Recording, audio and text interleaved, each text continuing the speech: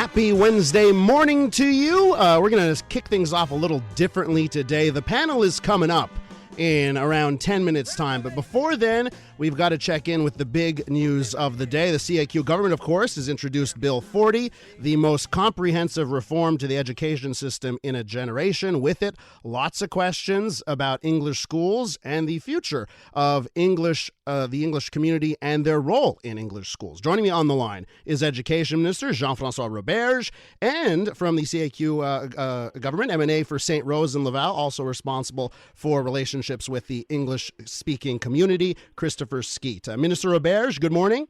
Good morning. Mr. Skeete, good morning. Good morning, Elias. All right, Minister Roberge, I want to start off with you.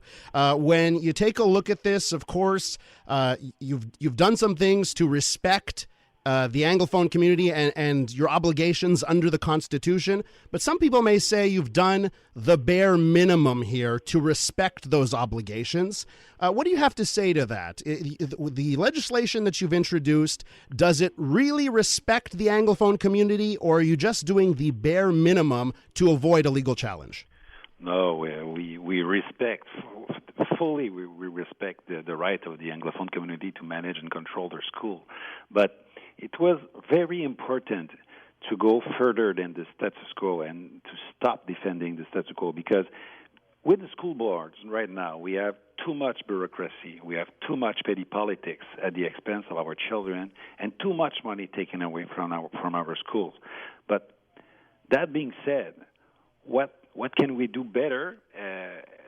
And saying that we are respecting the right of the Anglophone community to manage and control their schools. So we've consulted a lot of people. We had a lot of meetings with some representatives of the Anglophone community, but with some parents, some principals, some teachers, and we came to a conclusion that it's important to go further. First, we thought we can go with the same system with the Francophone and the English-speaking community, and we are really confident that that bill would survive a court challenge. Mm-hmm. But listening to the community, we decided to go further and to respect the English community. So how did you go further? How did you go further? Give me the examples of how you went further. First, we thought that only parents could elect the members of the board of directors at the school service centers, but we've decided to go further and to preserve the right of the English community to elect parents and community members of the board of directors. So we went further. In the Francophone system, only parents would elect those people, and in the English community, everyone will keep the right to elect their representatives at the board of directors.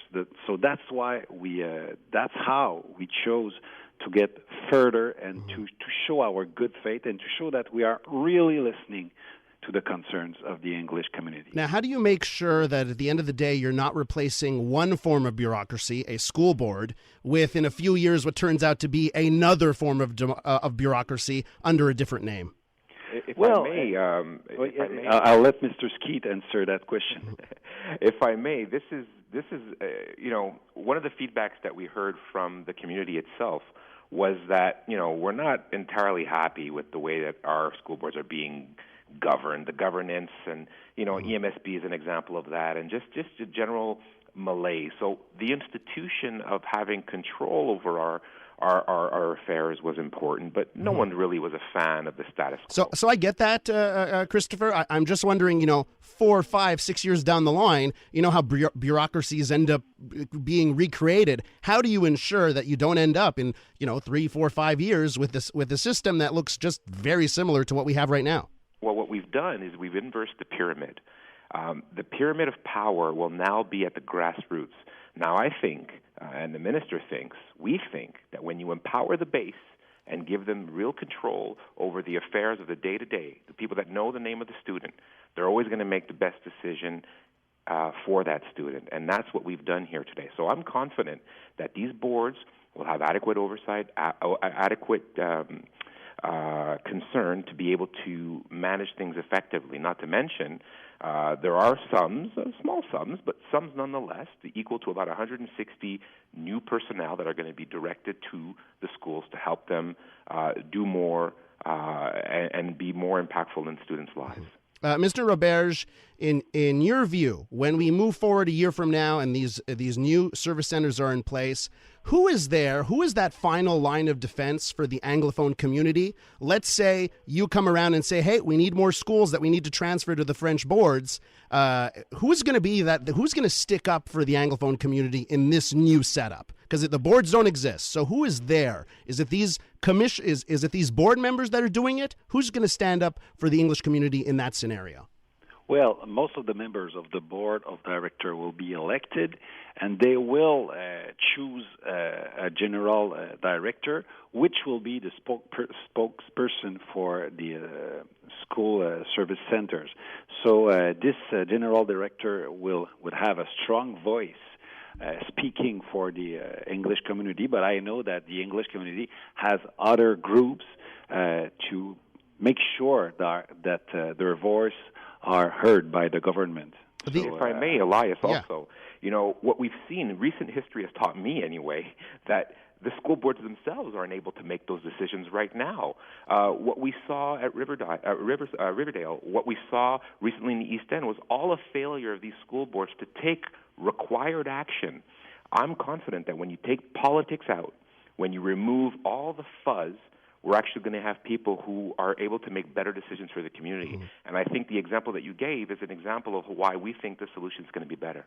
Minister Roberge, I think it's 12 of the 16 positions are elected, 4 are not. How are you going to pick the 4 that are not elected? And then my follow-up to that, if you can answer both at the same time, you're not paying the other the elected members aren't being paid a salary. Sometimes you get what you pay for. Aren't you concerned that if you're not paying these people, they're not going to be as involved as you would have seen in the past with commissioners?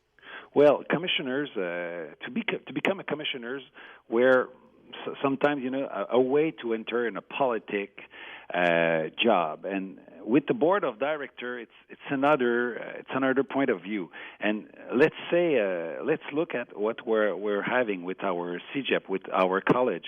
We have a board of director, and they don't have any salary, and our college and CJAD are well managed. The same with universities. We have a board of directors, and none of those get a salary for their jobs. But still, we've decided to give them a presence allocation to be sure that they allow enough time to prepare for those reunions.